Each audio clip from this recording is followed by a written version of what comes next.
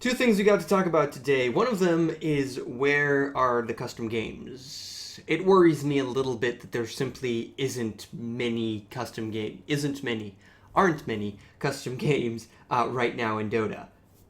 I mean, there are some, but most of them are rather simple. None of them are too complex, and there just aren't many, which I find a little odd, but not entirely odd. It could be explained by the fact that the tools are kind of complicated and don't have amazing documentation, and also don't really work on every system, which could explain why there isn't widespread following or a movement to make more custom games. But it does worry me a little bit, and I wish that it would become better.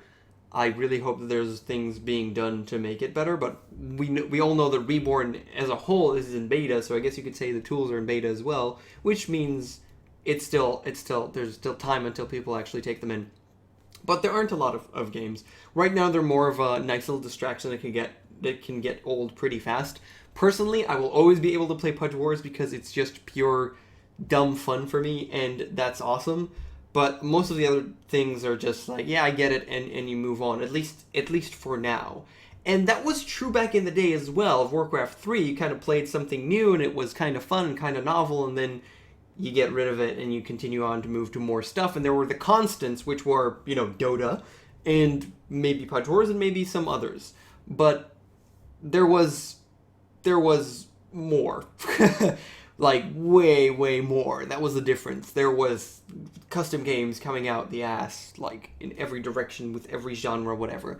And it's not happening right now, which concerns me a little bit, but hopefully it'll be a little bit better.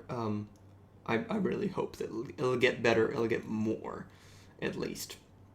Aside of that, also, I actually got to play something completely different. I got to play, over the weekend, I got to play Freedom Planet.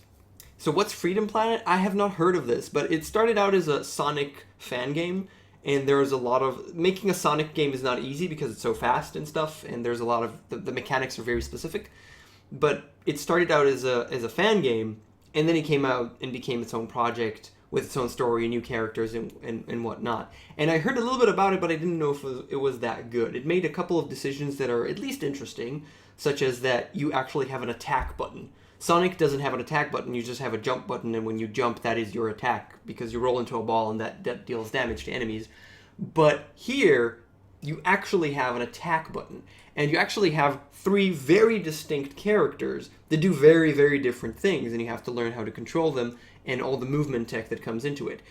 It's a really interesting game. I actually finished it with one of the characters, at least. I have a little bit more to play. I don't know if I'll play it right now, maybe in the future, but it's a really interesting game. It is a Sonic-like game. It has a nice story. It has wonderful voice acting.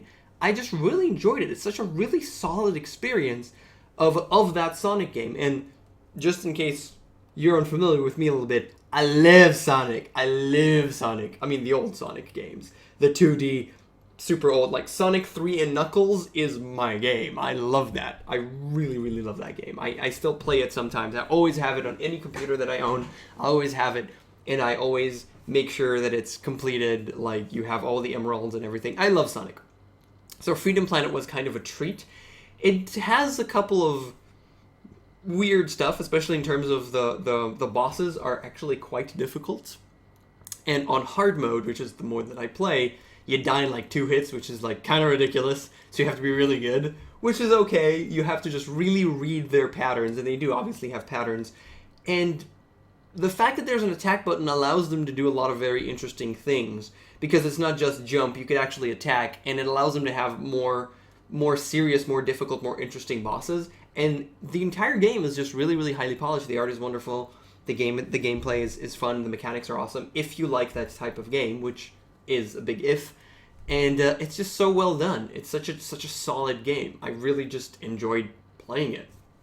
Pretty much. There's a lot more content for completionists and stuff like that, collecting all of the things and completing it with everybody on hard difficulty and achievements or whatever. There's a million things you could do there. But just the core gameplay, that's also kind of enough. It's called Freedom Planet, and I really enjoyed it. And that's what I managed to play. Other than that, I've just been working like all the time, including the weekend, which is coming along nicely. I think I'll be able to talk about these things maybe soon, probably, hopefully, I hope. But yeah. Hopefully. It seems like my camera is weird, though. If you feel that the camera is weird, let me know, because there's something... It seems like there's a really small delay between me talking and the camera. I don't know. Let me know if that happens. I don't know. Whatever. Anyway, thank you so much for watching. I'll see you guys next time.